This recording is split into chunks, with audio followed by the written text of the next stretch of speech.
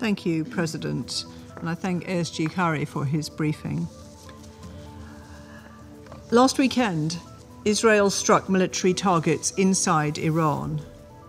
Both Iran and Israel have conducted direct strikes against each other. But Iran is not just the victim in this conflict. Now, however, is the time to stop. Iran should not respond. All sides must exercise restraint. No good can come of pouring more fuel on the flames of this escalating cycle of violence. Iran's escalatory attack against Israel earlier this month was the latest in a long history of destabilizing Iranian activity in the region, including through the political, financial, and military support for militias, Hezbollah, and Hamas. We have been clear that Iran must end this support. All our efforts now should be on breaking the cycle of violence. Let me be clear, a regional war is in no one's interest. My Foreign Secretary spoke with his Iranian and Israeli counterparts yesterday, emphasising the need for de-escalation on both sides. We and our partners have been sending this message clearly and consistently. Only political solutions can restore peace to the region.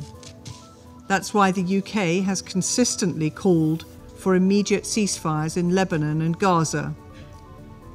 In Lebanon, a political solution consistent with Resolution 1701 is the only way to secure a stable future for those on both sides of the Blue Line. Similarly, in Gaza, we need an immediate ceasefire and the release of the hostages still cruelly detained by Hamas. The death and destruction is intolerable, and we urge both Israel and Hamas to agree to a ceasefire. As my Foreign Secretary said today, the humanitarian situation in Gaza, particularly in the north, is catastrophic and completely unacceptable. The UK condemns the Israeli government's restrictions on aid access. They must enable more aid to enter now. There can be no justification for denying civilians access to essential supplies.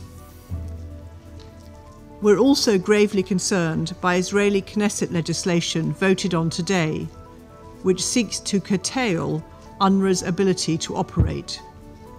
Israel must abide by its obligations and ensure UNRWA can continue to provide essential services to those suffering in Gaza and the West Bank. Now is the time for all sides to exercise restraint, to immediately de-escalate, and to promote long-term peace and security in the Middle East through dialogue and diplomacy. Thank you.